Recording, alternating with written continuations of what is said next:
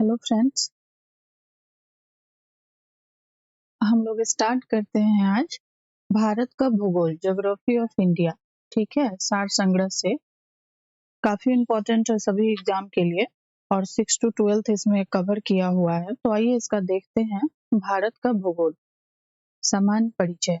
भारत किस गोलार्ध में अवस्थित है? तो उत्तरी पूर्वी गोलार्ध में।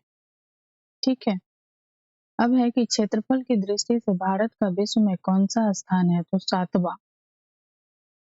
भारतीय भूभाग का विस्तार पूरब से पश्चिम में है 2933 किलोमीटर और उत्तर से दक्षिण तक है 3214 किलोमीटर। भारत का क्षेत्रफल विश्व के कुल क्षेत्रफल का कितना भाग है? तो 2.4% है। भारत का अक्षांशीय विस्तार क्या है? तो 8 डिग्री 4 उत्तरी अक्षांश से 37 डिग्री 6 उत्तरी अक्षांश के मध्य है। देशांतर रेखाएं क्या निर्धारित करती है? तो समय एवं अवस्थिति को। अब हम लोग देखेंगे कर्क रेखा भारत के कितने राज्यों से होकर गुजरती है? तो 8 राज्यों से। तो ये है गुजरात, राजस्थान, मध्य प्रदेश, छत्तीसगढ़, झारखंड, पश्चिम बंगाल, त्रिपुरा एंड मिजोरम। भारत को लगभग 2 बराबर भागों में कौन सा अक्षांश विभाजित करता है? तो 23.5 डिग्री उत्तरी अक्षांश कर्क रेखा। भारत के सबसे पश्चिमी बिंदु गौर माता गुजरात तथा पूर्वी बिंदु कीबितु अरुणाचल प्रदेश के मध्य सूर्योदय एवं सूर्यास्त में लगभग कितने घंटे का अंतर है? तो 2 घंटे का। अब है कि भारतीय मानक समय रेखा 82.5 डिग्री किस शहर से होकर गुजरती है? तो इलाहाबाद के निकट मिर्जापुर। भारतीय मानक समय IST एवं ग्रीनविच माध्य समय से कितने घंटे का अंतर होता है? तो 5.5 घंटे। यदि मानक याम्योत्तर पर मध्या है तो 120 डिग्री पूर्वी देशांतर पर स्थानीय समय 2:30 अपराह्न होगा। भारत का सुदूरस्थ दक्षिणतम बिंदु कौन सा है? तो इंदिरा पॉइंट है। इंदिरा पॉइंट ग्रेट निकोबार द्वीप पर स्थित है। भारत का एकमात्र जिला कौन सा है जिसकी सीमा 4 राज्यों को स्पर्श करती है? तो वो है सोनभद्र, उत्तर प्रदेश। भारतीय मानक समय रेखा 82.5 डिग्री 5 राज्य उत्तर प्रदेश, मध्य प्रदेश, छत्तीसगढ़, ओडिशा एवं आंध्र प्रदेश से होकर गुजरती है। अब है भारत का राजनीतिक मानचित्र। इसमें है कि दादर व नगर हवेली और दमन व दीव का विलय संसद ने लोकसभा में 27 नवंबर 2019 को तथा राज्यसभा में 3 दिसंबर 2019 को पारित दादर व नगर हवेली और दमन व दीव केंद्र शासित प्रदेशों का विलय विधेयक 2019 के माध्यम से उपयुक्त दोनों केंद्र शासित प्रदेशों का विलय कर दिया है। नए यह पुनर्गठन 26 जनवरी 2020 से प्रभावी है। अब नए केंद्र शासित प्रदेश का नाम दादर व नगर हवेली और दमन व दीव होगा और इसकी राजधानी दमन है। अब है देश के चतुर्दिक अंतिम अंतिम सीमा बिंदु। उत्तरतम बिंदु है इंदिरा कॉल जो लद्दाख में है। दक्षिणतम बिंदु इंदिरा पॉइंट ग्रेट निकोबार द्वीप। पश्चिमी बिंदु गौर माता या गुहार मोती गुजरात। पूर्वी बिंदु कीबितु अरुणाचल प्रदेश। मुख्य भूमि का दक्षिणतम बिंदु है कन्याकुमारी 8 डिग्री 4 उत्तरी अक्षांश तमिलनाडु। अब है कि हिमालय की प्रमुख पर्वत श्रेणियों का उत्तर से दक्षिण क्रम है काराकोरम, लद्दाख, जासकर, पीर पंजाल और शिवालिक। अब है कि भारतीय मानक समय रेखा एवं कर्क रेखा एक दूसरे को छत्तीसगढ़ में काटती है। भारत की मुख्य भूमि की तटीय लंबाई कितनी है? तो 6100 किलोमीटर। या म्यांमार की सर्वाधिक सीमा किस भारतीय राज्य को स्पर्श करती है? तो अरुणाचल प्रदेश। जनसंख्या की दृष्टि से भारत का विश्व में कौन सा स्थान है? तो दूसरा, लेकिन अभी तो प्रथम हो गया। असम की सीमा कुल कितने राज्य और केंद्र शासित प्रदेशों को स्पर्श करती है? तो 7। रॉस द्वीप, न्यूल द्वीप और हैवलॉक द्वीप का परिवर्तित नाम क्या है? तो नेताजी सुभाष चंद्र बोस द्वीप, शहीद द्वीप एंड स्वराज द्वीप। भारत किस जल संधि द्वारा श्रीलंका से पृथक होता है? तो पाक जल डमरू मध्य। भारत को कौन सा राज्य 3 ओर से बांग्लादेश की सीमा से घिरा है, तो वो है त्रिपुरा।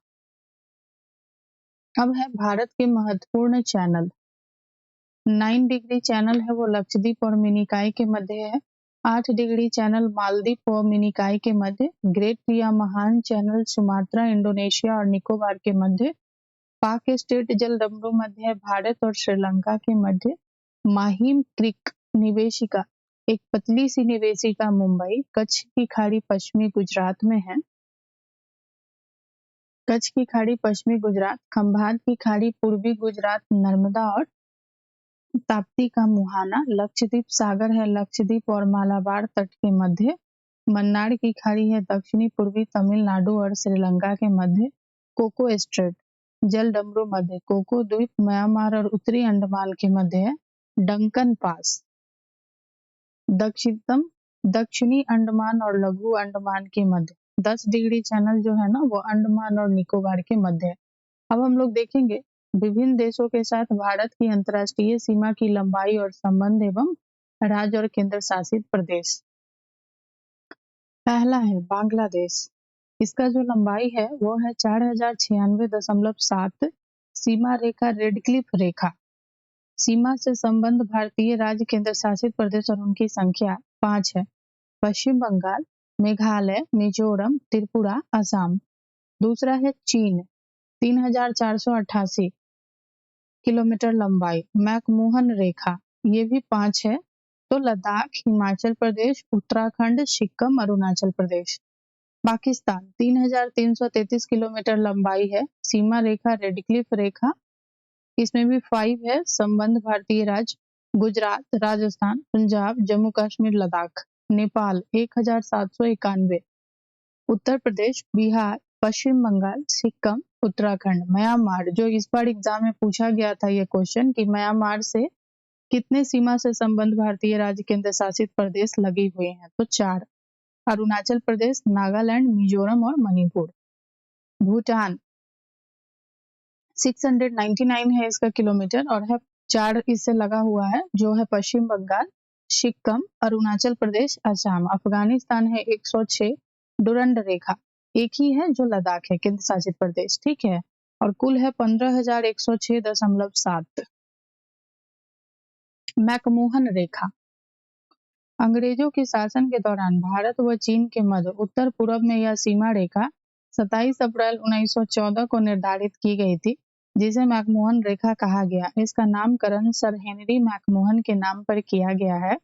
वर्ष 1914 में हुए शिमला समझौते में इसे दोनों देशों ने सीमा रेखा के रूप में स्वीकार किया था।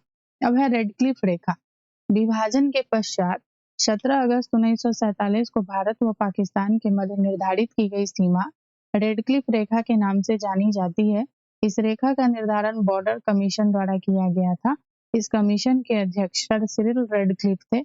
इन्हीं के नाम पर इस सीमा का नामकरण रेडक्लिफ रखा गया था। अब है कि काराकोरम श्रेणी की उच्च एशिया की रीढ़ के नाम से जाना जाता है। अब हम लोग देखेंगे भारत एक दृष्टि में।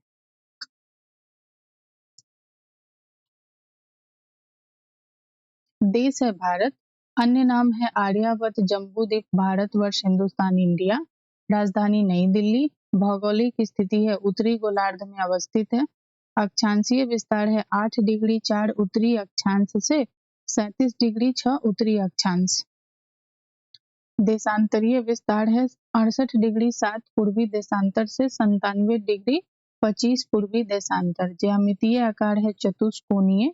मानक समय 82.5 डिग्री पूर्वी देशांतर इलाहाबाद के समीप। मिर्जापुर का समय ग्रीनविच माध्य समय से 5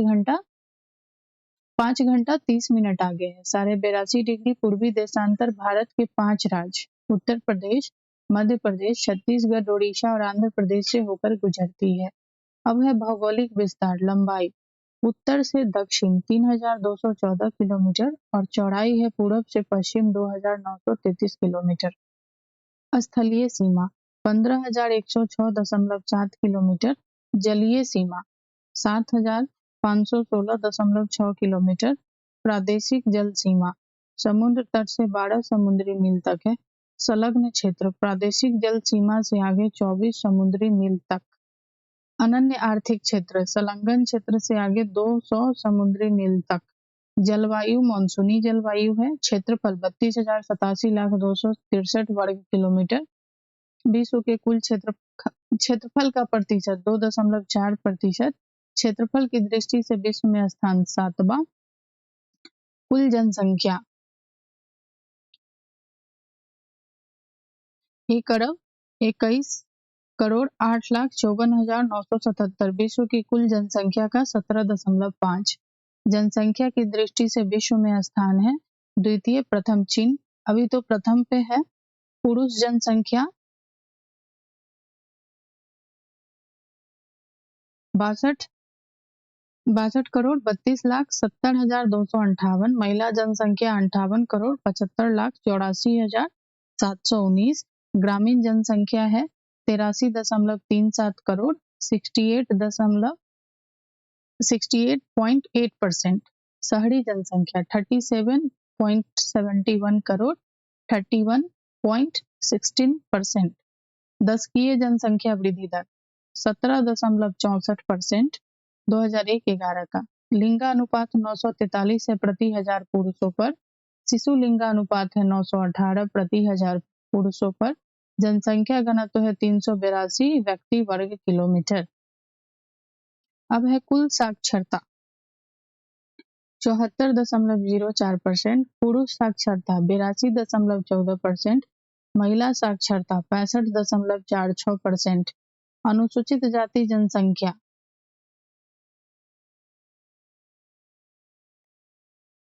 20,13,78,086। कुल जनसंख्या का 16.6% है। अनुसूचित जनजाति जनसंख्या 10,42,81,034। कुल जनसंख्या का 8.6%। राज्यों की संख्या 28। केंद्र शासित प्रदेश की संख्या 8। पर्वतीय क्षेत्र का विस्तार 10.7। पहाड़ी क्षेत्र का विस्तार 18.6। पठारी क्षेत्र का विस्तार 27.7। मैदानी क्षेत्र का विस्तार 43.0। कर्क रेखा पर स्थित 8 राज्य कौन कौन है चलिए देखते हैं। गुजरात, राजस्थान, मध्य प्रदेश, छत्तीसगढ़, झारखंड, पश्चिम बंगाल, त्रिपुरा एंड मिजोरम। द्वीपों की संख्या 1208 निर्जन सहित। अंतर्राष्ट्रीय सीमा से संलग्न राज्य केंद्र शासित प्रदेश 18। तेल शोधनशालाओं की संख्या 23। राष्ट्रीय राजमार्ग 599। बड़े बंदरगाह 13। राष्ट्रीय पशु बाघ वैज्ञानिक नाम है पैंथेरा टाइग्रिस। राष्ट्रीय विरासत पशु हाथी। राष्ट्रीय पक्षी मोर वैज्ञानिक नाम पावो क्रिस्टेटस। राष्ट्रीय वृक्ष बरगद वैज्ञानिक नाम फाइकस बेंगालनिसिस। राष्ट्रीय पुष्प कमल वैज्ञानिक नाम नीलम्बो नुसिफेरा। राष्ट्रीय चिन्ह अशोक स्तंभ। राष्ट्रीय गान जन गण मन रचिता रविंद्रनाथ टैगोर। राष्ट्रीय गीत वंदे मातरम रचिता बंकिम चंद्र चटर्जी। राजकीय भाषा हिंदी। राष्ट्रीय लिपि देवनागरी। राष्ट्रीय वाक्य सत्यमेव जयते स्त्रोत मुंडकोपनिषद। राष्ट्रीय ध्वज तिरंगा। राष्ट्रीय नदी गंगा। राष्ट्रीय जलीय जीव गंगा डॉल्फिन प्लेटिनिस्टा गैंगेटिका। अब है कि पुदुचेरी का भौगोलिक विस्तार तमिलनाडु, कराईकल, केरल, माहे एवं आंध्र प्रदेश, यमन राज्यों में स्थित है। कहाँ कहाँ है तो तमिलनाडु, कराईकल, केरल, माहे और आंध्र प्रदेश राज्यों में है पुदुचेरी का भौगोलिक विस्तार। अब हम लोग देखेंगे भौतिक विभाजन फिजिकल डिवीजन। तो भारतीय उपमहाद्वीप मूलतः किस भूखंड का भाग था तो गोंडवाना लैंड। भारत में उपलब्ध पूरा चुंबकीय परिणामों के संकेत मिलते हैं कि प्राचीन काल में भारतीय भूखंड उत्तर दिशा की ओर विस्थापित हुआ है। भूगर्भीय संरचना की दृष्टि से भारत को मुख्यतः 3 भागों में विभाजित किया गया। हिमालय पर्वतीय क्षेत्र, उत्तर का मैदानी भाग, दक्षिण का प्रायद्वीपीय पठार। अब है हिमालय के समानांतर संरचनात्मक भाग वलयों की तीव्रता और निर्माण आयु के आधार पर। तो ट्रांस हिमालय, बृहद हिमालय, महान हिमालय, लघु हिमालय, मध्य हिमालय, बाह्य उप हिमालय, शिवालिक हिमालय। जो बाह्य है उसको शिवालिक हिमालय भी बोलते हैं। तो देखिए कि हिमालय का निर्माण समानांतर वलय श्रेणियों से हुआ। इनमें प्राचीनतम श्रेणी कौन सी है? तो बृहद हिमालय है। उत्तर भारत में उप हिमालय क्षेत्र के सहारे विस्तारित समतल मैदान को क्या कहा जाता है? तो भावर। हिमालय का पर्वत पदीय प्रदेश कौन सा है? तो शिवालिक।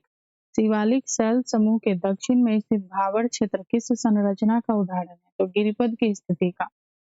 शिवालिक श्रेणी की औसत ऊंचाई 600 से 1200 मीटर है। लघु हिमालय किन श्रेणियों के मध्य में स्थित है? महान हिमालय और शिवालिक।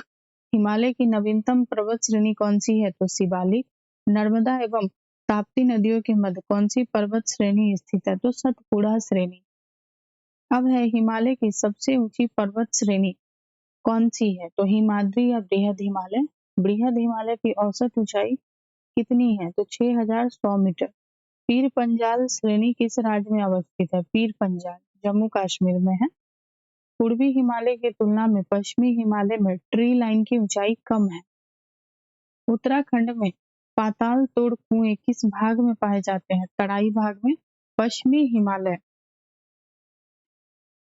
हिमालय प्रदेश के किस भाग पूर्वी हिमालय की तुलना में पश्चिमी हिमालय में ट्री लाइन की अधिक ऊंचाई कम है। उत्तराखंड के पाताल तोड़ कुएं किस भाग में है पाए जाते हैं? तो तराई भाग में। अक्साई चीन किस क्षेत्र का भाग है? लद्दाख। पश्चिमी हिमालय प्रदेश के प्रमुख प्राकृतिक संसाधन क्या है? तो वन है। भारत की प्राचीनतम पर्वत श्रृंखला कौन सी है? अरावली। अरावली श्रेणियों की अनुमानित आयु कितनी है? तो 600 से 570 मिलियन वर्ष है।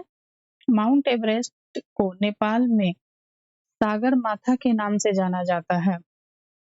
अरावली किस प्रकार की पर्वत श्रेणी है? तो अवशिष्ट पर्वत। दक्षिण भारत की सबसे ऊंची चोटी कौन सी है? अनाईमुड़ी है, 2695 मीटर, केरल में है।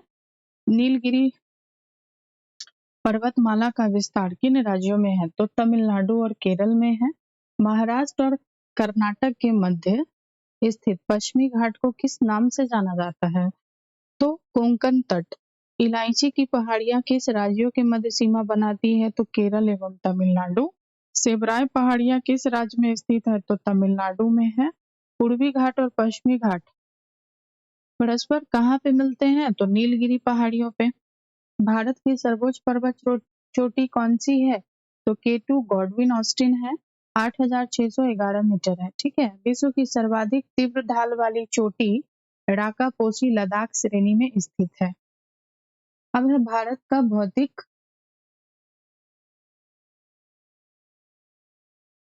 मैप पे दिया हुआ है। अब इसका क्वेश्चन देखिए कि मानव दरा उत्तराखंड को किस से जोड़ता है? तो तिब्बत से। नंदा देवी शिखर किस राज्य में अवस्थित है? तो उत्तराखंड में। अरावली श्रेणी का उच्चतम पर्वत शिखर कौन सा है? तो गुरु शिखर 1722 मीटर, राजस्थान। हिमालय पर्वत की एक श्रेणी अराकान योमा किस देश में स्थित है? तो म्यांमार। कुल्लू घाटी किन पर्वत श्रेणियों के मध्य स्थित है? तो धौलाधर और पीर पंजाल। पालघाट दर्रा किन पहाड़ियों के मध्य स्थित है? तो नीलगिरी और अन्नामलाई पहाड़ियां। ठीक है। और नाथुला दर्रा किस राज्य में स्थित है? तो सिक्किम में है। अब है उत्तराखंड में कोनधाड़ी वनों एवं छोटे छोटे घास के मैदानों को बुग्याल या पयाड़ के नाम से जाना जाता है। अब हम लोग ने भौतिक विभाजन हम लोग देख रहे हैं। अब है लिपुलेख, माना एवं नीति दर्रा कहाँ स्थित है? तो उत्तराखंड में है। तो रोहतांग दर्रा किस राज्य में स्थित है? हिमाचल प्रदेश। पूर्वी हिमालय में औसत हिम रेखा 3500 मीटर तथा पश्चिमी हिमालय में 2500 मीटर ऊंचाई पर पाई जाती है। भारत का सबसे बड़ा हिमनद कौन सा है? तो सियाचिन, लद्दाख। चौड़ा बाड़ी ग्लेशियर कहाँ स्थित है? केदारनाथ मंदिर के उत्तर में, उत्तराखंड। मेघालय का पठार किसका भाग है? तो प्रायद्वीपीय भारत का। भारत के प्रायद्वीपीय पर्वत किस काल में निर्मित हुए थे? तो पेलियोजोइक महाकल्प में। अब है अरावली एवं विभिन्न श्रृंखलाओं के मध्य कौन सा पठार स्थित है? तो मालवा का पठार। मालवा का पठार है। दंडकारण्य क्षेत्र कहाँ अवस्थित है? छत्तीसगढ़ एवं ओडिशा के मध्यवर्ती भाग में। लघु हिमालय एवं शिवालिक श्रेणी के मध्य में विस्तृत समतल संरचनात्मक स्थल को पूर्व में द्वार और पश्चिम में दून के नाम से जाना जाता है। भारत का औसत समुद्र तल किस तट से मापा जाता है? तो चेन्नई से। भारत की समुद्र तट रेखा की कुल लंबाई कितनी है? 7,516.6 किलोमीटर। किस राज्य की तटीय सीमा सबसे लंबी है? तो गुजरात, 1214.7 किलोमीटर। भारत के कितने राज्य समुद्री तट रेखा से संलग्न है? तो 9 राज्य है और 4 केंद्र शासित प्रदेश है। तो आइए देखते हैं भारत के कितने राज्य समुद्री तटरेखा से संलग्न है। तो यहाँ पे दिया है 9। गुजरात, महाराष्ट्र, कर्नाटक, केरल, तमिलनाडु, पश्चिम बंगाल, आंध्र प्रदेश, उड़ीसा और गोवा। ठीक है।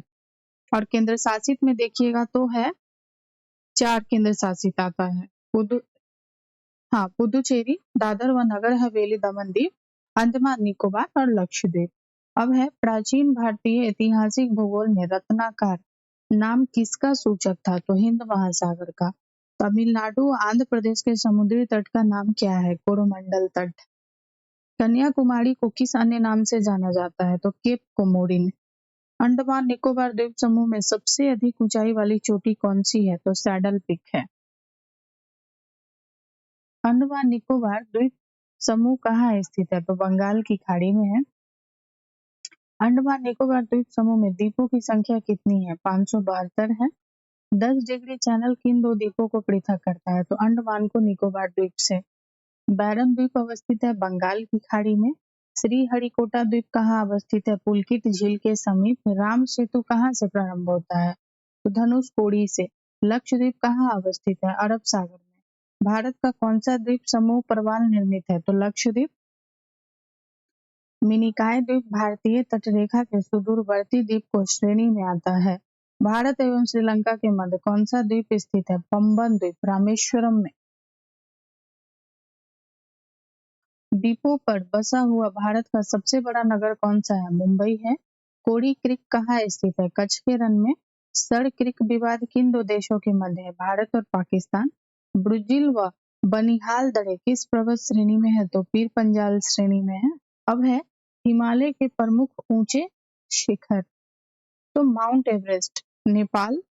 ऊंचाई है इसका 8,848.86 और K2 या गॉडविन ऑस्टिन, भारत 8,611। कंचनजंगा भारत नेपाल सीमा 8,586 और मकालू नेपाल में है 8,481। धौलागिरी नेपाल में है 8,167 ऊंचाई है। और अन्नपूर्णा नंगा पर्वत भारत में ही है 8,126। अन्नपूर्णा नेपाल है 8,091। नंदा देवी भारत 7,816। कामेत है भारत में, इसकी ऊंचाई मीटर है 7,756। नामचा बड़वा तिब्बत चीन 7,782 और गुरुला मंदाता तिब्बत चीन 7,728। सतलज एवं सिंधु नदी के मध्य स्थित हिमालय के भाग को कश्मीर हिमालय या पंजाब हिमालय के नाम से जाना जाता है। अब हम लोग देखेंगे जलवायु, क्लाइमेट। किस क्षेत्र की जलवायु को निर्धारित करने वाला मुख्य कारक कौन सा है? तो अक्षांशीय अवस्थिति। जलवायु को नियंत्रित करने वाले कारकों से संबंधित शब्द। जलवायु को नियंत्रित करने वाले कारकों के लिए एक शब्द लैंडफॉर्म्स प्रयोग किया जाता है जो जलवायु को प्रभावित करते हैं, जैसे एल लैटिट्यूड अक्षांश, ए एल्टीट्यूड ऊंचाई, एन नियरनेस फ्रॉम सी समुद्र से निकटता, डायरेक्शन ऑफ विंड पवन की दिशा, फॉरेस्ट वन, ओशियन करंट समुद्री जलधाराएं, रेनफॉल वर्षा, माउंटेन पहाड़ पर्वत, सोयल मिट्टी। अब है भारत में ग्रीष्मकालीन मानसून के प्रवाह की सामान्य दिशा क्या है? तो दक्षिण पश्चिम से उत्तर पूर्व की ओर। भारत के उत्तर पश्चिमी मैदानों में शीत ऋतु में किसके प्रभाव से वर्षा होती है? तो पश्चिमी विक्षेपों के प्रभाव से। भारत के किन राज्यों में शरद ऋतु में वर्षा होती है? तो पंजाब और तमिलनाडु। भारत में औसत वार्षिक वर्षा कितनी है? तो लगभग 125 सेंटीमीटर। भारत में सर्वाधिक वर्षा किन क्षेत्रों में होती है? तो पश्चिम घाट, पूर्वी हिमालय और मेघालय में।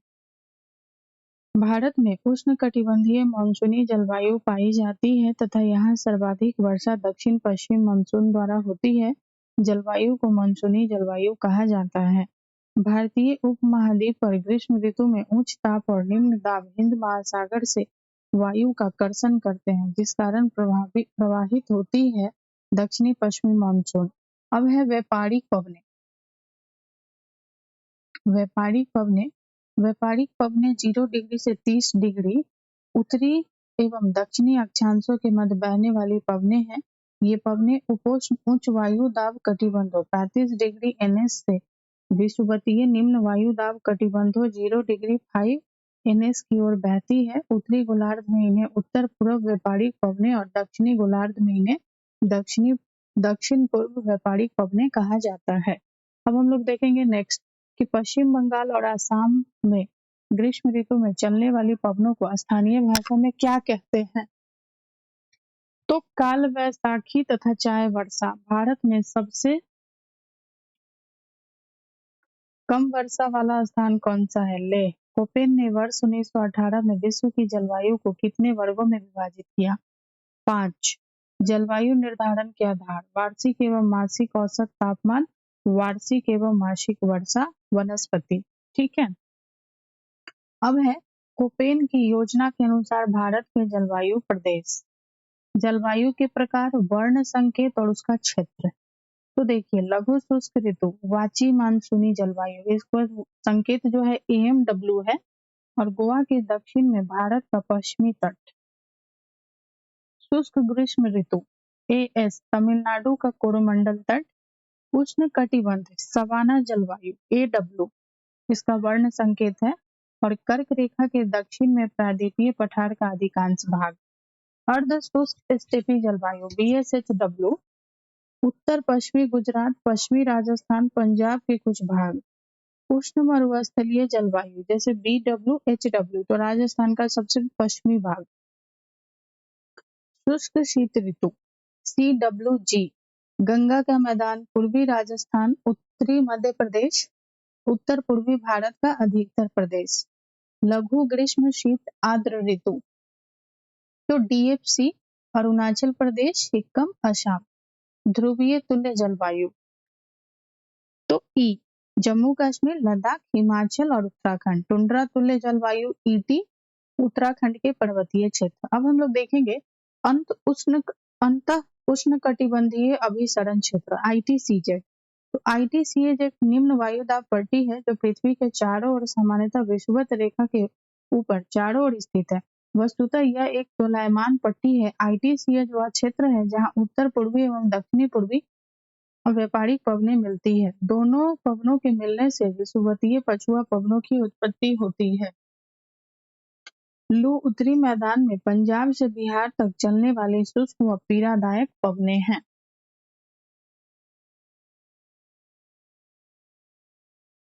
अब है भारत दक्षिण पश्चिम मानसून के आगमन की सामान्य तिथियां। तो ये आपको मैप पे दिखाया गया है।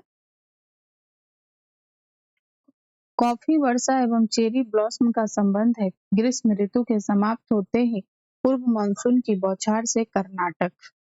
आम्र वर्षा किस राज्य से संबंधित है? केरल एवं तटीय कर्नाटक से।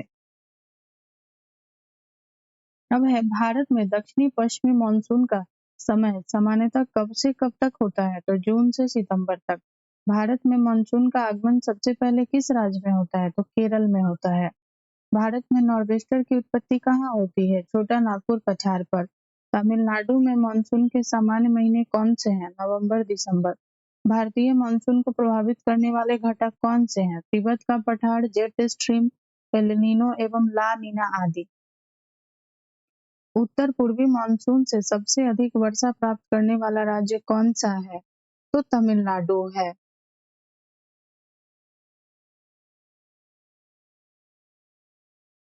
अब है कि भारत के किन क्षेत्रों में औसत वार्षिक वर्षा 200 मिलीमीटर होती है? तो जम्मू कश्मीर व पश्चिमी राजस्थान।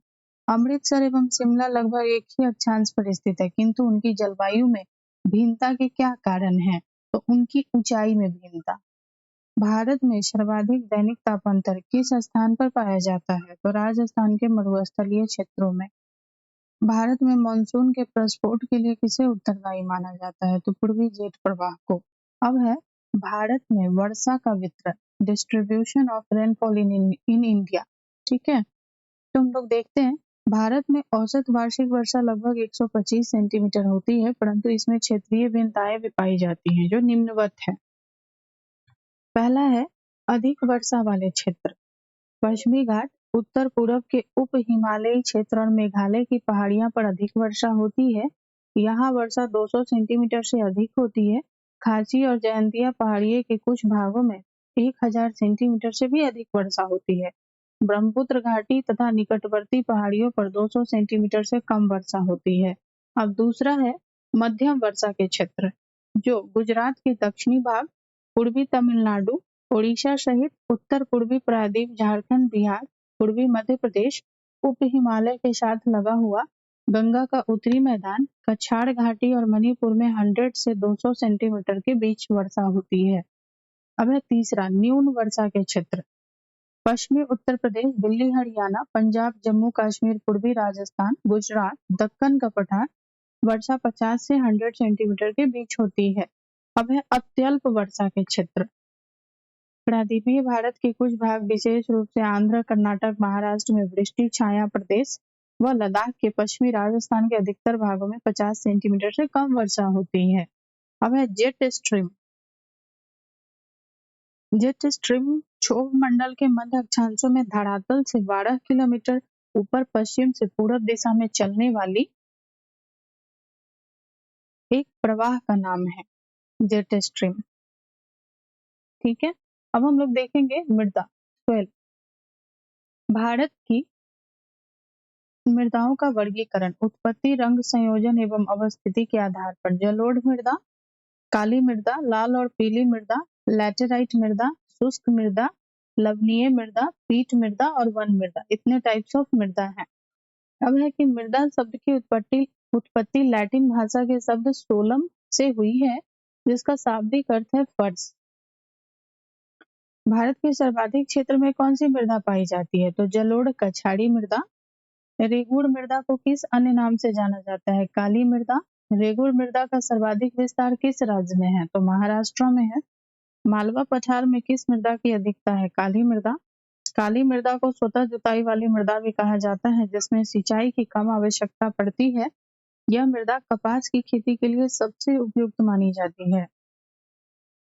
पीला रंग फेरिक ऑक्साइड के कारण होता है, जबकि लाल रंग लोहे के ऑक्साइड के कारण होता है। लैटेराइट मृदा मुख्यतः किन राज्यों में पाई जाती है? तो केरल, कर्नाटक एवं महाराष्ट्र में। लोहे की मात्रा अधिक होने के कारण कौन सी मृदा दिनों दिन अनगुर होते जा रही है? तो लैटेराइट। मृदा की क्षारीयता को कम करने के लिए जिप्सम का प्रयोग किया जाता है। लैटेराइट मृदा भारत में मुख्यतः कहाँ पाई जाती है? प्रमुख क्षेत्र है उसका मालाबार तटीय प्रदेश में। सबसे कम जल धारण क्षमता किस प्रकार की मृदा में होती है? बलुई दोमट मृदा में। पौधों को सबसे अधिक जल किस प्रकार की मृदा से प्राप्त होता है? जो चिकनी मृदा से। मृदा की उर्वरता बढ़ाने के लिए कौन सी फसलें उगाई जाती है? तो दलहनी फसल। अब है चंबल घाटी का निर्माण किस भौगोलिक प्रक्रिया से हुआ है? तो अवनालिका अपर्दन से। चाय बागान के लिए कौन सी मृदा उपयुक्त है? तो लैटेराइट। दोमट मृदा में कौन कौन से कण पाए जाते हैं? तो गाद, मृत्तिका व रेत। भारत की मृदाओं में किन सूक्ष्म तत्वों की सर्वाधिक कमी है? तो जस्ता। गंगा के मैदान की पुरानी जलोढ़ मृदा कहलाती है बांगर। ये पूछा हुआ क्वेश्चन है एग्जाम में। जो पुरानी जलोढ़ मृदा है ना, वो बांगर है। जो नई जलोढ़ मृदा होता है उसको खादर कहते हैं। अब है अम्लीय मृदा को कृषि योग्य बनाने हेतु किस खनिज का प्रयोग किया जाता है? तो लाइम और चूना। भारत में सर्वाधिक क्षारीय मृदा किस राज्य में पाई जाती है? उत्तर प्रदेश में। लवणीय मृदा में नाइट्रोजन व चूने की अल्पता पाई जाती है। जैव मृदा का रंग नीला क्यों होता है? तो अम्लीय व फेरस आयरन के कारण। पश्चिमी राजस्थान की मृदा में किस खनिज की अधिकता पाई जाती है? कैल्शियम की। मरुस्थलीय मृदा में किस पोषक तत्व का अभाव पाया जाता है? नाइट्रोजन का। मृदा अपरदन को किस प्रकार रोका जा सकता है? तो वनारोपण द्वारा। अब है पीएच मान के अनुसार मृदा की प्रकृति। जैसे 1 से 6 है पीएच मान, तो अम्लीय मिट्टी है। 7 है तो उदासीन है, 8 से लेके 14 तक है तो क्षारीय मिट्टी है। लाल और पीली मृदा अम्लीय प्रकृति की होती है, जिसमें नाइट्रोजन, फास्फोरस एवं ह्यूमस जैव पदार्थ की कमी होती है। अब है प्राकृतिक वनस्पतियां। विभिन्न प्रकार के वन समूहों का वनावरण। तो टोटल यहाँ पे है 16 समूह है। कुल हम लोग देखेंगे पहला है उष्ण कटिबंधीय आर्द्र सदाबहार वन, तो 2.61% है इसका। उष्ण कटिबंधीय अर्ध सदाबहार वन 9.27% है। उष्ण कटिबंधीय नम पर्णपाती वन 17.65, तटीय एवं दलदली वन 0.73 है। उष्ण कटिबंधीय शुष्क पर्णपाती वन 40.86। सबसे ज्यादा यही है उष्ण कटिबंधीय शुष्क पर्णपाती वन। उष्ण कटिबंधीय कांटेदार वन 2.72, उष्ण कटिबंधीय शुष्क सदाबहार वन 0.12, उपोष्ण कटिबंधीय चौड़ी पत्ती युक्त पर्वतीय वन 4.26, उपोष्ण कटिबंधीय कोनधारी वन 2.36, उपोष्ण कटिबंधीय शुष्क सदाबहार वन 0.02, माउंटेन आर्द्र समशीतोष्ण वन 2.66, उसके बाद है हिमालयी समशीतोष्ण वन 3.35 और हिमालयी शुष्क समशीतोष्ण वन तो 0.73। अल, अल, माफी चाहती हूँ, उप अल्पाइन एवं अल्पाइन वन 1.96, कुल है 100। तो सबसे ज्यादा जो है ना इसका ही है पर्ण उष्ण कटिबंधीय शुष्क पर्णपाती वन 40.86। भारत में सर्वाधिक बृहद क्षेत्र में किस प्रकार के वन पाए जाते हैं? तो हम सभी जान रहे हैं कि उष्ण कटिबंधीय शुष्क पर्णपाती वन। उष्ण कटिबंधीय सदाबहार वन क्षेत्रों में औसत वर्षा कितनी होती है? तो 200 सेंटीमीटर से अधिक होती है। और भारतीय वनस्पति सर्वेक्षण के संस्थापक सर जॉर्ज किंग थे तथा इसकी स्थापना 13 फरवरी 1890 को हुई है। भारत में सिनकोना वृक्ष कहाँ पाया जाता है? दार्जिलिंग में। कत्था बनाने हेतु किस वृक्ष की लकड़ी का प्रयोग होता है? तो खैर है। सामाजिक वानिकी में प्रयुक्त बहुउद्देशीय वृक्ष का उदाहरण है खेजरी। भारत में वन संरक्षण अधिनियम किस वर्ष पारित किया गया है? तो वर्ष 1980 में।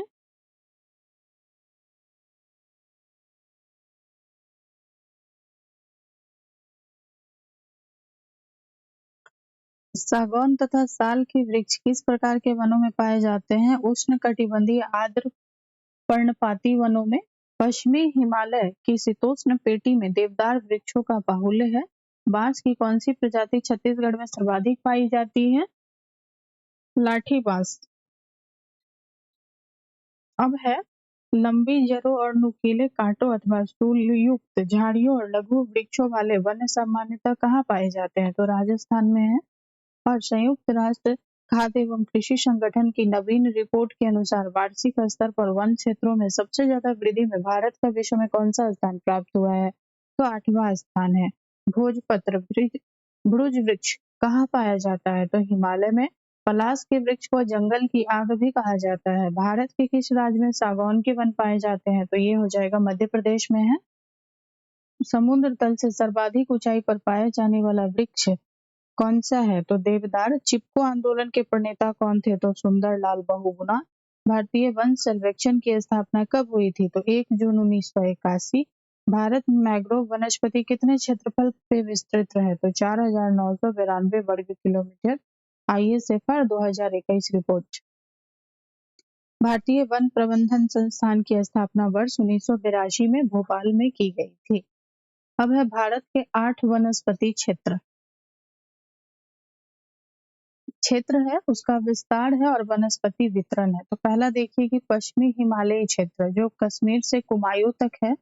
शीतोष्ण कटिबंधीय भाग चीर, देवदार, शंकुधारी वृक्ष, किनो, किनोफर्स व चौड़ी पत्ती वाले शीतोष्ण वृक्ष हैं। अल्पाइन क्षेत्र शीतोष्ण से ऊपरी सीमा श्वेत देवदार, श्वेत भोज वृक्ष व सदाबहार वृक्ष। पूर्व हिमालयी क्षेत्र सिक्किम से दार्जिलिंग शीतोष्ण क्षेत्र ओक, जायफल, द्विफल, बड़े फूलों वाले सदाबहार वृक्ष एवं छोटी बेंत के जंगल पाए जाते हैं। आसाम क्षेत्र ब्रह्मपुत्र या सुरमा घाटियां, इसमें सदाबहार वन और बीच बीच में घने बांसों और लंबी घासों के झुरमुट है। सिंधु का मैदानी क्षेत्र। चौथा है कि पंजाब, पश्चिमी राजस्थान और उत्तरी गुजरात के मैदान, यह क्षेत्र शुष्क व गर्म है, इसमें कटीले वन व झाड़ियां मिलती है। गंगा का मैदानी क्षेत्र कछाड़ी मैदान है, इनमें गेहूं, चावल और गन्ने की खेती होती है। दक्कन का क्षेत्र जो भारतीय प्रायद्वीप समग्र भूमि है, इसमें पतझड़ वाले वृक्षों के जंगलों से लेकर तरह तरह की जंगली झाड़ियां के वन हैं।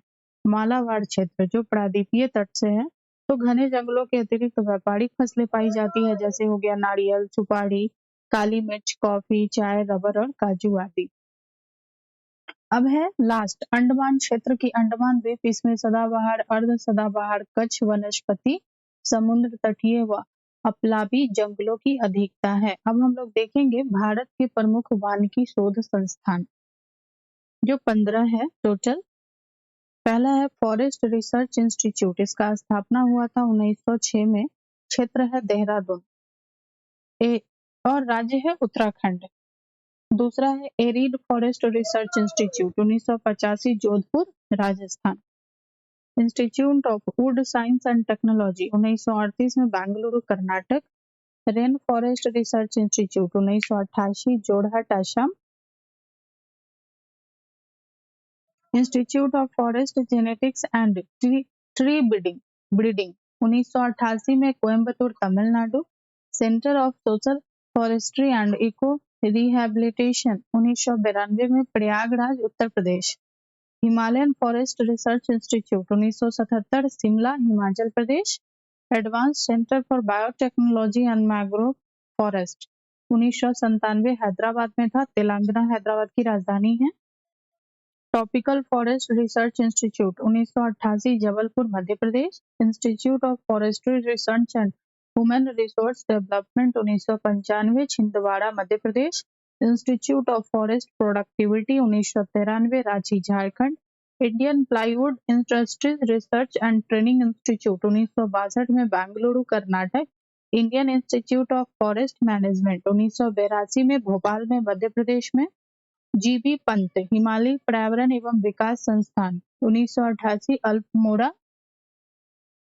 अल्मोड़ा उत्तराखंड। उष्णकटिबंधीय वनस्पति उद्यान और अनुसंधान संस्थान 1979 तिरुवनंतपुरम केरला। वृक्षों को बचाने के लिए चिपको आंदोलन की शुरुआत उत्तराखंड के टिहरी गढ़वाल जनपद से की गई थी। अब है जैव विविधता बायोडायवर्सिटी, भारत के राष्ट्रीय उद्यान।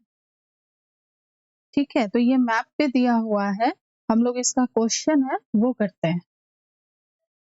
विलुप्त हो रहे जीवों और पेड़ पौधों के जीनों के संरक्षण हेतु नॉर्वे द्वारा अंतर्राष्ट्रीय जीन बैंक की स्थापना की जा रही है। इसका क्वेश्चन हम लोग प्रैक्टिस करते हैं कि भारत का सबसे बड़ा वनस्पति उद्यान कहाँ स्थित है, तो कोलकाता में है। काजीरंगा राष्ट्रीय उद्यान किसके लिए प्रसिद्ध है, तो एक सींग वाले गैंडे के लिए। महात्मा गांधी मरीन राष्ट्रीय उद्यान किस राज्य में अवस्थित है, अंडमान निकोबार द्वीप समूह में है। जीवाश्म नेशनल पार्क अवस्थित है मंडला मध्य प्रदेश में। कान्हा राष्ट्रीय उद्यान मध्य प्रदेश किसके लिए प्रसिद्ध है, तो रॉयल बंगाल टाइगर के लिए। वर्ष 1974 में स्थापित नामदफा राष्ट्रीय उद्यान किस राज्य में है स्थित, तो अरुणाचल प्रदेश में है। बांदीपुर राष्ट्रीय उद्यान कर्नाटक किस वर्ष स्थापित किया गया, तो वर्ष 1974 में। नागरहोल राष्ट्रीय उद्यान कर्नाटक का परिवर्तित नाम क्या है, तो राजीव गांधी राष्ट्रीय उद्यान। नोकरेक जैव मंडलीय क्षेत्र किस राज्य से अवस्थित है, तो मेघालय से है। भारत का प्रथम राष्ट्रीय उद्यान कौन सा है, तो जिम कॉर्बेट राष्ट्रीय उद्यान उत्तराखंड। रणथंभौर वन्य जीव विहार किस राज्य में है, तो राजस्थान में है। अब हम लोग देखेंगे वन्य जीव अभ्यारण्य, महत्वपूर्ण वन्य जीव अभ्यारण्य। तो राज्य आंध्र प्रदेश में, इसमें है आपको कोडिंगा, कोल्लेरू, पुलकिट, नागार्जुन सागर, श्रीशैलम, प्राणहिता। तेलंगाना में नागार्जुन सागर, श्रीशैलम, प्राणहिता, किन्नरसानी। बिहार में बड़ेला झील, वर्तमान में सलीम अली जुबा सहनी पक्षी विहार, भीम बांध, गौतम बुद्ध कांवर झील, कैमूर, वाल्मीकि विक्रमशिला, गंगा डॉल्फिन। चंडीगढ़ में है सुखना झील, छत्तीसगढ़ में है अचान कमार सीता नदी, गोवा में है भगवान महावीर मोल्लेम, गुजरात में है ग्रेट इंडियन बस्टर्ड गिर, कच्छ की खाड़ी, मरीन नल सरोवर, नारायण सरोवर, चिंकारा, पूर्णा, जंगली गधा। अब है हिमाचल प्रदेश, चंद्रताल, पोंग डैम, झील रेणुका। जम्मू कश्मीर में है चांगथाल, शीत मरुस्थल, होकेरेशर, सुरनीसर, मानसर। झारखंड में है डालमा, गौतम बुद्ध, हजारीबाग, पारसनाथ, पलामू, तोपचंची। कर्नाटक में है दांतेली, घाट प्रभा, चिंचोली, तालकावेरी। केरला में है थडेक्कर, इदुक्की, नेय्यार, पाराम्बिकुलम, मालाबार पेरियार, वायनाड, कुमारकोम। अब है मध्य प्रदेश में, जैसे बोरी, गांधी सागर, राष्ट्रीय चंबल, पन्ना, तातापानी, सोन घड़ियाल। महाराष्ट्र में है फंसार बोर्ड, कल सुबाई, हरिश्चंद्र घाट, मेलघाट, नागाजीरा, पक्षी पेन गंगा, उमरेद, करहांडला।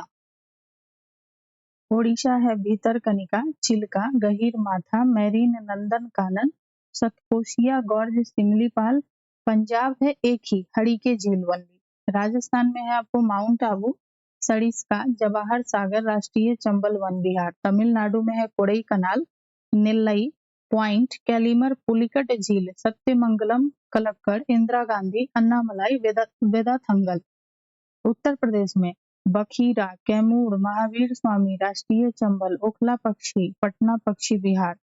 दिल्ली असोला भाटी, इंदिरा प्रियदर्शनी।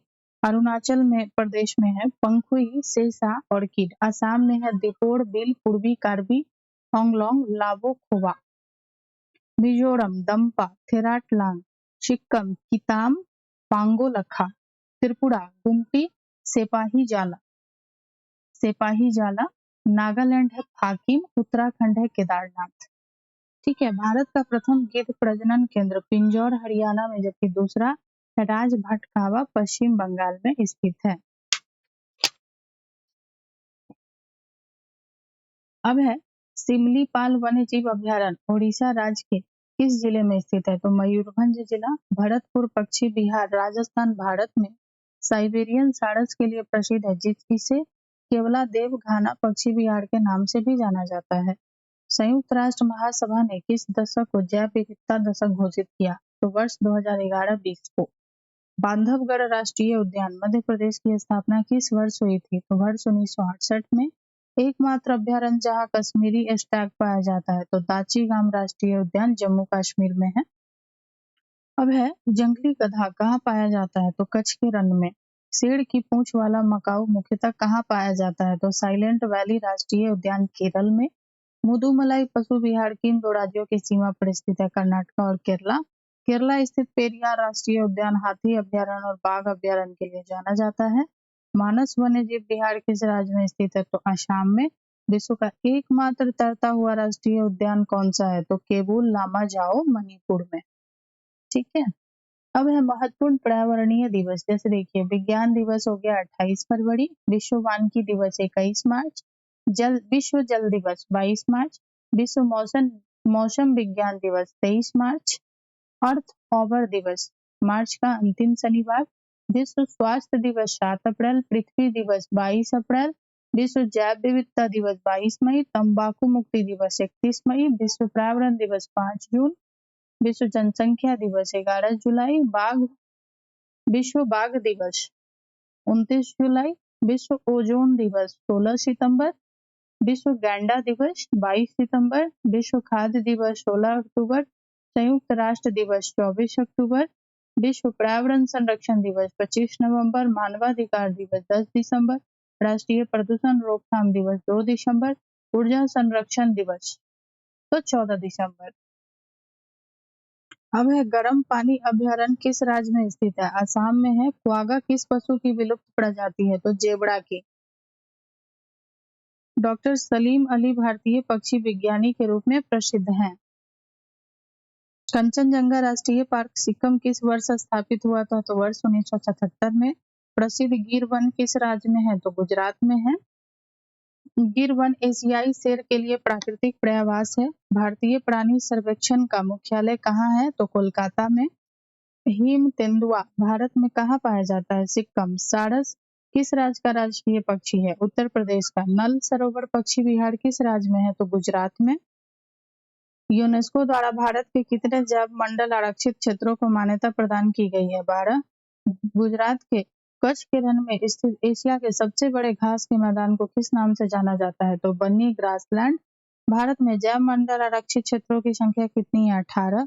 राष्ट्रीय बाघ संरक्षण प्राधिकरण की स्थापना वर्ष 1973 में हुई, जिसका उद्देश्य बाघों का सर्वांगीण संरक्षण करना है। ये इस साल क्वेश्चन आया था। बाघ संरक्षण प्राधिकरण की स्थापना किस वर्ष हुई थी? तो 1973 में हुई थी।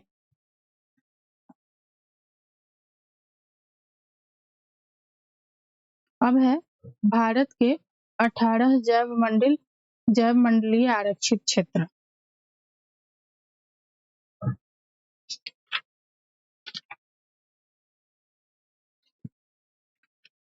तो इसका है आपको 1986 में नीलगिरी तमिलनाडु, केरल, कर्नाटक।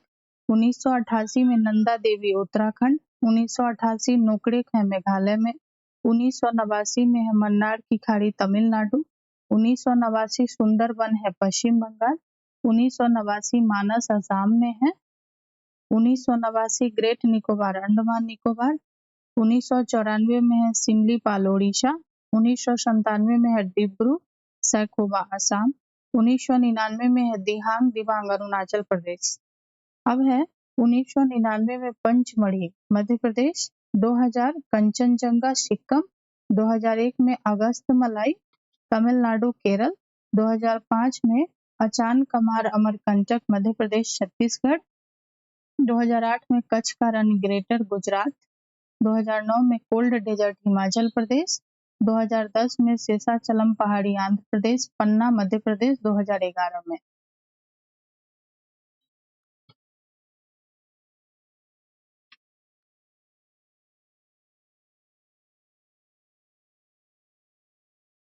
अब है जैव मंडल आरक्षित क्षेत्र नंदा देवी किस राज्य में स्थित है? उत्तराखंड।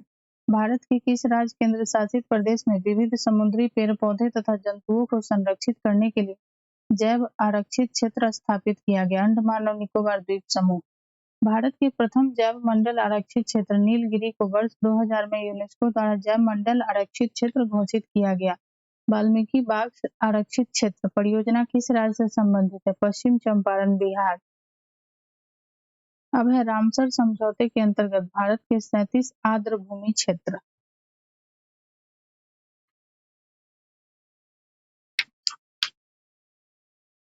इसका हम लोग देखते हैं, जैसे कि आंध्र प्रदेश है तो कोल्लेरी झील है, कोल्लेरू झील। असम दीपोड़ झील। हिमाचल प्रदेश पोंग डैम झील, रेणुका आर्द्र भूमि, चंद्रताल आर्द्र भूमि। जम्मू कश्मीर उलर झील, होकेरेश्वर आर्द्र भूमि, सुरिनसर मानेसर झील। लद्दाख तोचो मोरारी झील, केरल अष्टमुड़ी आर्द्र भूमि, सस्तम कोटा झील, वेम्बनाड कोल आर्द्र भूमि। मध्य प्रदेश भोज आर्द्र भूमि, मणिपुर लोकटक, ओडिशा चिल्का झील भितरकनिका मैंग्रोव। पंजाब हड़ीके झील, कांजली झील, रोपड़ झील, केशोपुर मियां सामुदायिक reserve, Beas conservation reserve, Nangal वन्यजीव अभयारण्य। राजस्थान में है सांभर केवलादेव राष्ट्रीय पार्क। तमिलनाडु में है पॉइंट कैलिमेरे। त्रिपुरा में है रुद्र सागर झील। उत्तर प्रदेश में है अपर गंगा नदी। नवाबगंज पक्षी अभयारण्य, पार्वती आगरा पक्षी अभयारण्य, समसपुर पक्षी अभयारण्य, सांडी पक्षी अभयारण्य, सरसई नवाड़ झील, समन पक्षी अभयारण्य। पश्चिम बंगाल है सबसे बड़ा पूर्वी कोलकाता आर्द्र भूमि सुंदरवन। गुजरात में है नल सरोवर पक्षी अभयारण्य। महाराष्ट्र में है नंदुरु मद महेश्वर। क्षेत्रफल की दृष्टि से सबसे बड़ा जैव मंडल आरक्षित क्षेत्र मन्नार की खाड़ी और सबसे छोटा ड्रिबू सैखोवा असम है।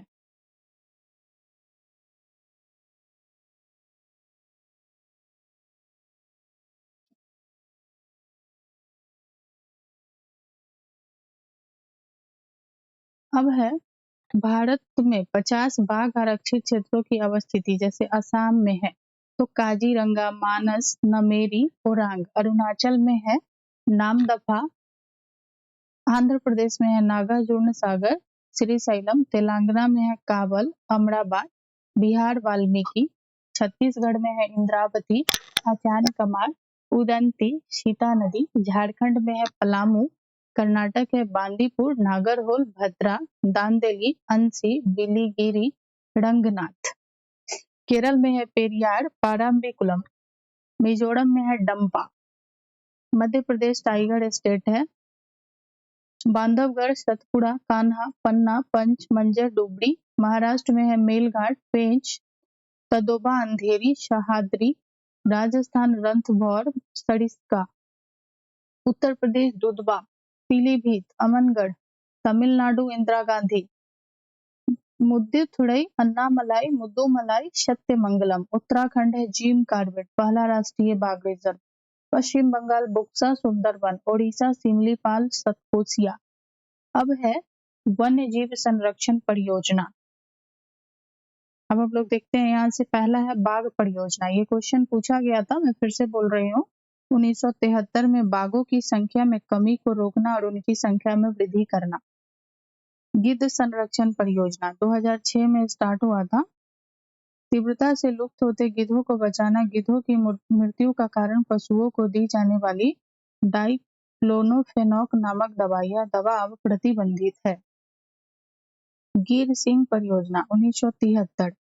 बाघ परियोजना और गिर सिंह परियोजना दोनों का प्रारंभ वर्ष सेम है, 1973। गिर अभयारण्य में केंद्र सरकार के सहयोग से प्रारंभ गुजरात के जूनागढ़ जिले में 1412 वर्ग किलोमीटर क्षेत्र में स्थित यह उद्यान अब एकमात्र ऐसा उद्यान है जहां एशियाई शेर भी पाए जाते हैं। हाथी परियोजना 1992। केंद्र सरकार द्वारा 17 दिसंबर 1992 को झारखंड के सिंहभूम जिले से प्रारंभ की गई। भारत के प्रमुख हाथी संरक्षित क्षेत्र पेरियार अभयारण्य केरल, मानस अभयारण्य एवं काजीरंगा राष्ट्रीय उद्यान असम, राजाजी राष्ट्रीय उद्यान, जिम कॉर्बेट राष्ट्रीय उद्यान उत्तराखंड। कस्तूरी मृग परियोजना 1970 में। इसका है कि कस्तूरी मृग के संरक्षण के लिए IUCN के सहयोग से उत्तराखंड के केदारनाथ अभयारण्य में वर्ष 1970 में प्रारंभ। कस्तूरी केवल नर मृग में पाई जाती है। ये मृग हिमाचल प्रदेश की चंबा घाटी से लेकर सिक्किम तक के हिमालयी क्षेत्रों में पाए जाते हैं। लाल पांडा परियोजना 1996 में विश्व प्रकृति निधि के सहयोग से पद्मजा नायडू हिमालयन प्राणी उद्यान में प्रारंभ। लाल पांडा सिक्किम, अरुणाचल प्रदेश केट बियर के नाम से प्रसिद्ध तथा दार्जिलिंग के जंगलों में पाया जाता है। लाल पांडा। थामिन मृग परियोजना 1977। थामिन मृग मणिपुर में पाए जाते हैं, विश्व के दुर्लभ स्तनधारियों में एक है।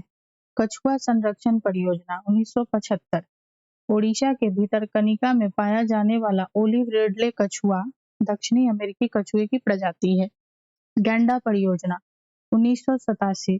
एक सींग वाला गैंडा केवल भारत में पाया जाता है और असम के मानस अभयारण्य व काजीरंगा उद्यान और पश्चिम बंगाल का जलदापड़ा अभयारण्य गैंडों की मुख्य शरण स्थली है। घड़ियाल प्रजनन परियोजना। भारत सरकार ने संयुक्त राष्ट्र विकास कार्यक्रम की सहायता से वर्ष 1975 में ओडिशा से यह परियोजना प्रारंभ की। इसी योजना का विस्तार कुकरेल, लखनऊ, उत्तर प्रदेश, राजस्थान, मध्य प्रदेश, महाराष्ट्र, अंडमान, असम, बिहार और नागालैंड में भी किया गया है। अब है कि प्रवाल बीतियां 60 से 70 मीटर तक गहरे, स्वच्छ या कम लवणीय जल में 20 डिग्री सेंटीग्रेड से 21 डिग्री सेंटीग्रेड तापमान वाले क्षेत्र में पाई जाती है। अब है अपवाह तंत्र, ड्रेनेज सिस्टम। किस नदी एवं उसकी सहायक नदियों द्वारा अपवाहित क्षेत्र को क्या कहते हैं? अपवाह तंत्र। भारत की सबसे बड़ी तथा सबसे लंबी नदी है कौन? गंगा। ब्रह्मपुत्र नदी किस प्रकार के अपवाह तंत्र का उदाहरण है? तो पूर्ववर्ती अपवाह तंत्र का। मानस किसकी सहायक नदी है? ब्रह्मपुत्र की। ब्रह्मपुत्र नदी तिब्बत से किस नाम से जानी जाती है? तो सांगपो। ब्रह्मपुत्र नदी तिब्बत, भारत और बांग्लादेश से होकर प्रवाहित होती है। भागीरथी नदी का उद्गम कहाँ है? उद्गम स्थल कहाँ है? गोमुख। लेह सिंधु नदी के किस तट पर अवस्थित है? दाएं तट पर। भारत की किन दो नदियों का उद्गम स्थल लगभग एक ही है? तो ब्रह्मपुत्र और सिंधु। बांग्लादेश में गंगा नदी को किस नाम से जाना जाता है? तो पद्मा। गंगा नदी के तट पर स्थित सबसे बड़ा शहर कौन है? तो कानपुर है। गंगा की वह सहायक नदी कौन सी है जिसका उद्गम मैदानी भागों में हुआ है? तो गोमती, पीलीभीत। अब है भारत की प्रमुख नदियां एवं बांध, जो मैप पे है दिखाया हुआ है संकेत नदियां और बांध का। अब हम लोग देखेंगे इसका कि गोदावरी नदी को दक्षिण भारत की गंगा या वृद्ध गंगा के नाम से भी जाना जाता है। अब है सिंधु, ब्रह्मपुत्र एवं सतलज नदियों का उद्गम स्थल कहाँ है? तो तिब्बत में है। केदारनाथ से रुद्रप्रयाग के मध्य कौन सी नदी प्रवाहित होती है? मंदाकिनी।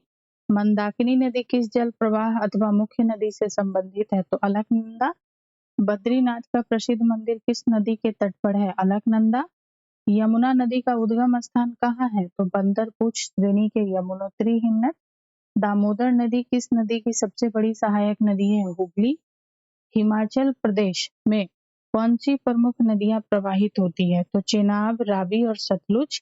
सबसे अधिक मार्ग परिवर्तन करने वाली नदी कौन सी है? कोसी नदी। ये बहुत बार ये क्वेश्चन पूछा गया है।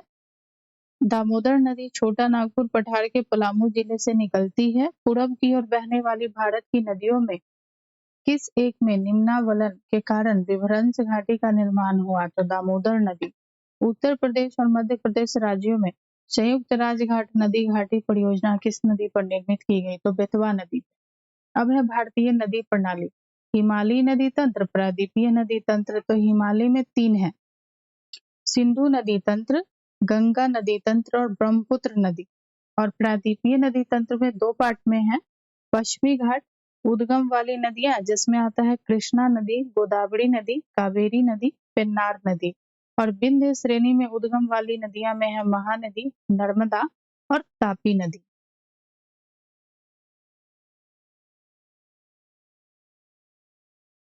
अब है कि भारत की किस नदी पर विश्व का सबसे ऊंचा पुल बनाया गया है? तो चेनाब पर।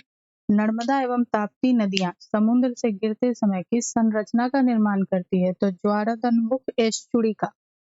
भ्रंश घाटी से प्रवाहित होने वाली 2 मुख्य नदियां कौन सी है? नर्मदा एवं ताप्ती है। पश्चिमी वाहिनी नदी नर्मदा उत्तर में विंध्य पर्वत और दक्षिण में सतपुड़ा पर्वत के मध्य भ्रंश घाटी से होकर प्रवाहित होती है। अरब सागर में गिरने वाली 2 प्रमुख नदियां कौन सी है? तो नर्मदा और ताप्ती है। सोन और नर्मदा का उद्गम स्थल कहाँ है? अमरकंटक। नर्मदा नदी किस दिशा की ओर प्रवाहित होती है? तो पश्चिम। भूमि बंधित या अंतवाही नदी कौन सी है? लूनी। अब है कि बिहार में निर्मित निर्मित त्रिवेणी नहर में किस नदी से पानी आता है? तो यह है गंडक। कपिला किस नदी की सहायक नदी है? तो कावेरी। नदियों की लंबाई के आरोही क्रम में अवरोही क्रम, नदियों की लंबाई के अवरोही क्रम गोदावरी, महानदी, नर्मदा एवं ताप्ती को सही अनुक्रम कौन सा है? तो गोदावरी हो जाएगा 1465 किलोमीटर। उसके बाद नर्मदा है 1312 किलोमीटर, महानदी है 851 किलोमीटर एवं ताप्ती है 724 किलोमीटर। दक्षिण भारत की नदियों में किसका जलग्रहण क्षेत्र सर्वाधिक है? तो गोदावरी। प्रायद्वीपीय भारत की नदियों में कौन सी नदी सबसे लंबी? गोदावरी। हंगरी किस नदी की सहायक नदी है? तो तुंगभद्रा की। श्रीरंगपट्टनम, शिव समुद्र और श्रीरंगम नामक द्वीपों का निर्माण कौन सी नदी करती है? तो कावेरी। कावेरी नदी का उद्गम स्थल कहाँ है? तो ब्रह्मागिरी पहाड़ियों से है। कावेरी नदी कर्नाटक, केरल, तमिलनाडु एवं पुडुचेरी राज्यों से होकर प्रवाहित होती है। मंदाकिनी नदी चौड़ाबाड़ी ताल नामक झील से निकलती है और सोनप्रयाग में वासुकी गंगा में मिलती हुई आगे बढ़ती है। तो अभी हम लोग इस वीडियो को यहीं पे स्टॉप करेंगे और ये पार्ट 1 है, इसमें और भी रिमेनिंग है जो पार्ट 2 पार्ट 3 करके आएगा इस चैनल पे। और इसको आप लोग को अच्छा लग रहा है तो लाइक कीजिए, सब्सक्राइब कीजिए ताकि हमें भी मोटिवेशन मिले तो हम और ज्यादा से ज्यादा परीक्षा के दृष्टिकोण से इम्पोर्टेंट चीज अपलोड करें इस चैनल पे। Thank you.